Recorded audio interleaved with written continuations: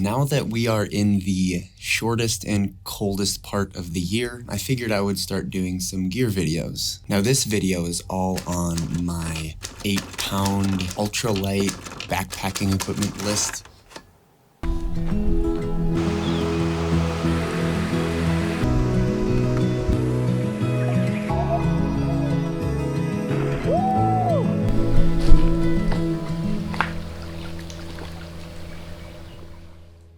I plan on using this ultralight setup on the Superior hiking trail this summer. I'm looking to set a fastest known time. Looking right now to do a self-supported, meaning that I put have some gear stashes along the route so I don't have to have too much weight on my back the entire time. I plan on hopefully doing about 40 miles a day for 7 days straight. Ultralight backpacking is not fun. It's not like fun camping. Like, you're not relaxing, you're not enjoying the trail as much as you probably should be, but it's not comfortable, and that's not my goal on this trip that I'm going to do on the Superior Hiking Trail. I don't have very many comforts. This is very, very minimalistic, and I'm doing that on purpose because I want to see as much of the trail as I can in as little of time as I can, and also set a fastest known time in the process. So this is the most ultralight setup I'll probably ever do. Everyone has a line, okay? There are certain things that I won't let go and things that I just need to have in my pack. Also, I have a lighter pack link that you can see down in the description where it has all of my gear, weights, all of that stuff. So if you want to check that out, go down there and check it out. Without further ado, here's my pack. This is the Nashville Cutaway. I love this thing. They have these really nice J-straps that really kind of hug around me so that I can actually run a few miles if I need to during the day to catch up a little bit. Mobility. All of the pockets and things on the straps as well are awesome. It's got 2 side pockets, but the whole pocket on the back side of it is just one big pocket, which is kind of cool because it feels like I have more room. I have more ability to put more stuff on the outside because it's just one big pocket on the outside. It's pretty nice. And also there is an under pocket underneath the bag so that I can kind of store snacks and stuff like that. So it's I love this bag, and it's what I plan on bringing on the Superior Hiking Trail. So yeah. For a sleeping bag, I will be using the Enlightened Equipment Enigma. I think 30-degree down quilt. I love the quilt because it's super lightweight. Heck, it's only just over 16 ounces, so it's just over a pound. I've had it for about a year now, and it's served me pretty well so far. So for a sleeping pad, I'm going to use the Thermarest Neo Air X Lite. I've had it for like 3 or 4 years now. It's the only sleeping pad I've used in the wilderness. Heck, I've even used it at people's houses or sleeping somewhere and they don't have a bed. I just use that and use my backpack setup. So it's kind of a cool little thing to be able to use. It is a little crinkly at night, but it's not a huge deal for me because I'm usually solo hiking anyway. So now for my shelter, kind of found a cool little product. It's the Mountain Laurel Designs Pro Poncho. This shelter is really cool because it doubles as both a shelter for when it's raining and and it's like raining at night, so I need to sleep. And it's also a poncho. It's so cool.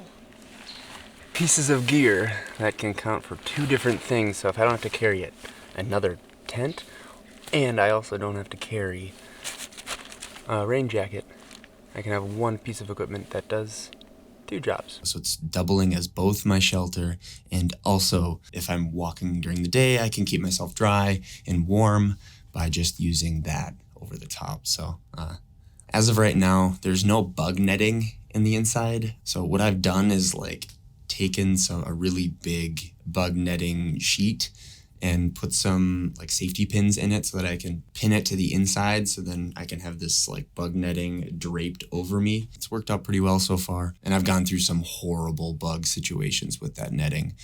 In the Porcupine Mountains, the bugs were horrible.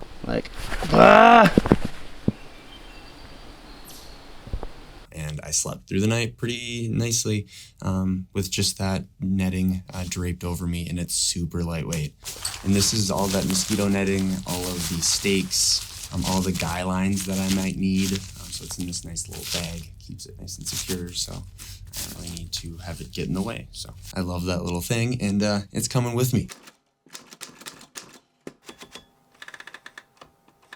That shelter also requires a couple trekking poles. As of right now, I'm using one trekking pole, a Kelty trekking pole, and just a tent pole that is on the other side. So the trekking pole would be toward my head side, down toward my feet. I'm using that little pole that I can just extend out. Now, for a ground sheet, I'm actually using a polycryo window cover.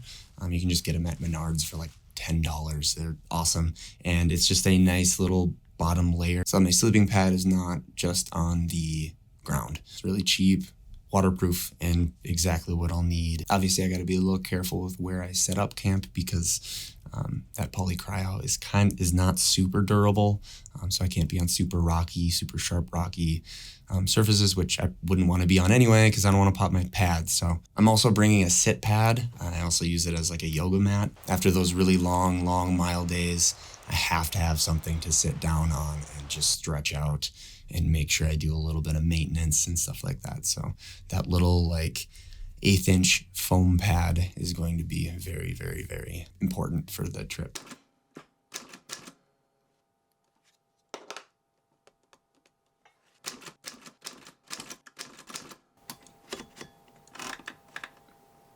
And so for my food, I will be cold soaking, and I will be using the classic Talenti jar. This thing's awesome. The cool thing about the Talenti jars is that you get free sorbet in it, so it's pretty nice. I also have this very tiny little spoon, so yeah, it works perfect. Yeah, be cold soaking. So again, super ultralight because I don't have to carry any stove, any fuel, anything like that. Yeah, it's not the best food, but it's just to get fuel in so that I can keep going. So I'm not really looking to eat gourmet on this trip, but cold soaking is the easiest option. For my bear bag, I have a light AF bear bag it has just a little rocks bag in it with some Z-line, so I can throw this rock over a branch and then hang my food so bears don't get it. So Dyneema Cuban fiber, really nice, has a little carabiner on here so that I can latch it and stuff, so it's good. Now for water, I will be using the Katadyn Be Free. This thing is pretty nice. It's not super expensive either, super lightweight. I love this soft flask that comes with it too. You can also carry an extra liter of water, and the flow rate is just so nice with these. These are incredible, so yeah. Water storage, I usually just bring a couple smart water bottles. I might just be doing one liter and then a 1/2 liter. Also, I have a sport cap on one of them. I've had them kind of spring open in my bag and leak water all over the place, so that is kind of annoying. But so I might just end up going with the classic regular twist on caps. So we'll see. All right, for when nature calls. I have this tiny little bag with my little spade from Bogler Co., a Kulo Clean, a bidet, and just some soap. It's the Dr. Bronner's like super concentrated soap. I just have a tiny little vial, a droplet of it, and it works perfect. The bidet is really nice because I don't have to carry any TP. It's much better for leave no trace. I just attach it to the top of my water bottle. I'm gonna link a video of how to use these. I'm gonna let them explain how to use one of these. Trying to practice leave no trace as much as I can, and this is the best way to do it, so pretty good kit.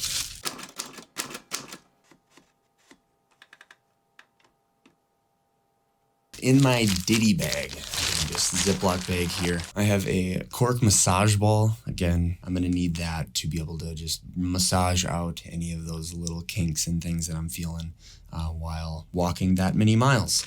I also have a bottle of Light Show, which is this really concentrated salt water. When you're doing that much hiking, you're losing a lot of salt. I need to replace that in my water, and heck, this stuff actually saved my life one day. I got a heat stroke playing football in college, and this stuff, because I drank it beforehand, probably saved my life. Pretty good stuff. Now, I also have a tooth powder, little disc kind of container. It's really nice to have that. Super lightweight, don't have to carry the water that is in toothpaste. So just that tooth powder is great.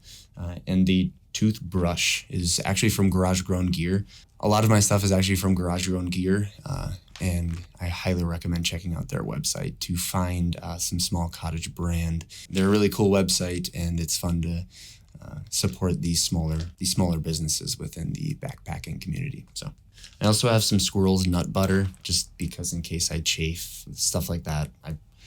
I need to be able to get ahead of that stuff before it becomes a big problem. So this is stuff that I really need in order to make sure I make it the whole way. Now, I also have some Ben's 100 DEET. DEET is such a great bug repellent. I have a small vial of it. If it gets really bad, and it has gone really bad on the trail, I have regretted not having it. So in my first aid bag, I have a little Bic mini lighter, just in case of emergencies. I don't really plan on ever needing to use this. I hope I don't. It's also nice for if I have to modify gear and need to singe off ends of things. It's really nice for that. I use little dehydrated towels. They're little disc things, super lightweight. And in case I have some really big cut that I need to clean out or something like that, it's really nice to have something that is like a towel to be able to do that. I also have a DermaSafe knife. It's just this little, again, from Garage Grown Gear. It's just this little like razor blade knife in case I need to fix something or whatever I might need to use that for. That's just super useful to have. I also have a fingernail clipper. Again, just in case I need to use that to snip some things or even just cut my fingernails, cut nails in case they get in the way or anything like that. I have this little Swiss Army knife that has this kind of tiny little tweezers and scissors to repair gear. I also have just a little bit of ibuprofen. I don't plan on using this. Again, pain is a good thing for your body to feel. You need to feel pain in order for yourself to feel like something's wrong so you can fix it. So I don't generally use ibuprofen very often. It's mainly just in case like something really, really bad happens and I need to get out. So I'm kind of saving that just for those worst case scenarios. I just have a little bit of ibuprofen so I can crawl my way back to civilization. I also have these strips of Leukotape. Now, Leukotape is the greatest invention of mankind. I basically use it as a Band-Aid. Heck, I cut my hand a couple days ago and I just used some Leukotape on it, and instead of a Band-Aid, and it's stayed on for 2-3 days just through showers and through all the stuff I've been doing. So this stuff is great. Band-Aids never stay. I've never had very good luck with Band-Aids. So Leukotape is a great way to go. I also am bringing Aqua Tabs. I don't plan on using these very often, just in case like the water filter fails. These things weigh like nothing. So it's really nice to have these just as a fail-safe. Have them in my first aid kit, just in case. So it's nice to have those backup plans. Now I also have some antiseptic, like alcohol, iodine, a little bit of sting relief, some first aid ointment, like some Neosporin, bacitracin, a little bit of that too, just in case, and a gauze pad, in case there's a really bad cut or anything like that. I can use that and then put Leukotape over the top, and we're good to go. So even though this is trying to go as lightweight as possible, I'm a photographer. I like to make these kind of videos, so I have to bring some sort of camera.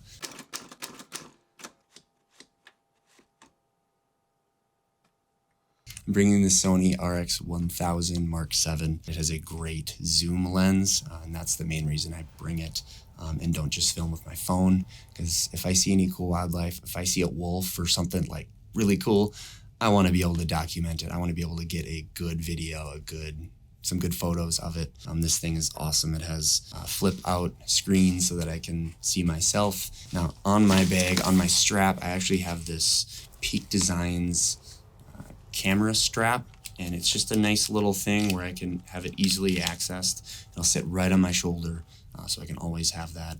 I have a nice little microphone, and I will have an ND filter over the front so that I can film at a lower aperture in very bright scenarios. So this thing is really awesome. I've gotten some great videos and stuff from it already, great photography stuff from it already, so love this little guy. For that camera, I'm also going to bring an extra SD card I'll be filming and videoing a lot during this trip, so I can tell you all and show you all the trip that I went on. I'll bring an extra battery too with this nice little charger, so I don't have to always be taking batteries in and out. For my camera, I have this nice little Pedco Ultrapod 3. It's super lightweight.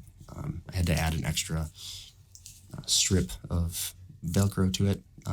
Worked pretty well. And I also added a nice little quick release plate for the Arca Swiss.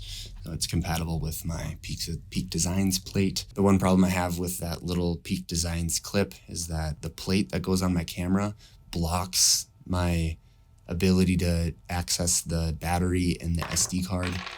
So I do have to bring this little tool with to be able to take that plate off so I can change the battery on my camera. So that is a little bit of a bummer, but it's okay.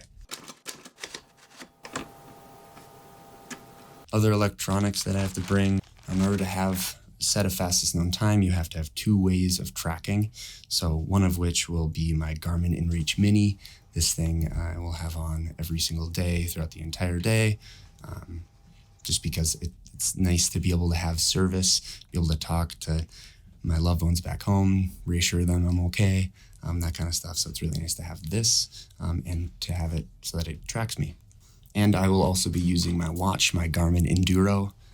It says it's got 52% battery. At 52%, I still have 26 days of a charge. So this battery is incredible.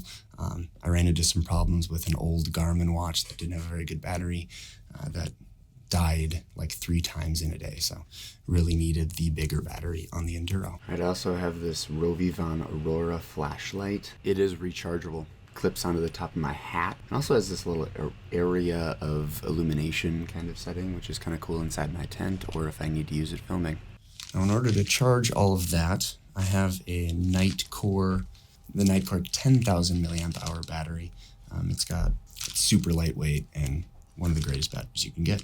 I also have lightning cables to charge my phone. To charge the InReach Mini, I have a micro USB, and I also have just a little charger that charges my watch. So I have a couple cables in my electronics bag. So I'm also bringing my phone, an iPhone 13 Pro. I am mainly going to use this for navigation.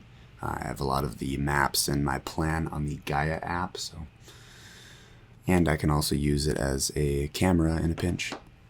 I will also have physical copies of the maps, just as a backup in case my phone dies. Now, for clothing, I'm going to use a Patagonia Coolio. I have a Patagonia UV hoodie that is super, super nice. I've been using them like crazy over the last few years. Great way to keep yourself out of the sun. I know it probably looks dumb that I'm wearing a hoodie in like 85-degree weather, but these sun hoodies are the greatest thing ever. People who know. The people who know, they know. I'm also going to be wearing this Superior Hiking Trail hat, a buff, and I was hiking a buff. I think it's really nice to have just for a towel. I also am going to wear Ex Officio underwear. They're really good, anti-chafe. Some Patagonia shorts and some Injinji toe socks. And yes, I'm a toe sock person. These things are awesome. Completely take away any blisters. I keep my sleeping bag and my sleeping pad in a Nylofume bag liner so that it keeps nice and safe. I also am going to throw my extra pair of socks and my extra pair of underwear in there as well so that stays nice and dry. There's an extra layer there to keep it dry. For a warm layer, I have the Enlightened Equipment Torrid pullover jacket. This is an awesome lightweight jacket that will also double as my pillow at night. So that's my full list of gear. Now my gear will change. The only thing that is constant in life is change. Things are going to change. I might get those knock carbon cork trekking poles. I might also do the bivy. So things might change. This isn't the full list that I'll probably end up bringing, but it's kind of a start and probably what will be the majority of the stuff that I will have on the trail. So if you want a full review on any of the gear that I talked about today, let me know. I'd love to do a more in-depth review and talk about why I chose my certain things and compare them against the other competitors that do similar stuff. Reminder that I am on TikTok and Instagram, so if you want to check out more of this stuff, head on over there. I'll plug those here. I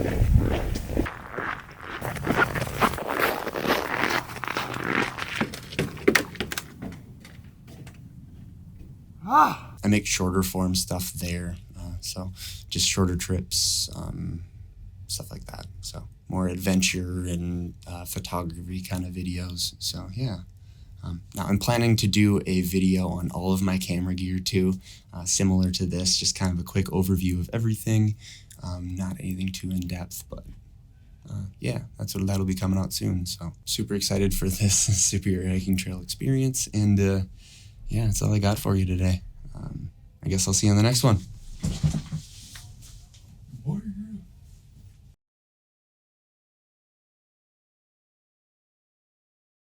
I don't need to carry any RX1000 Mark 7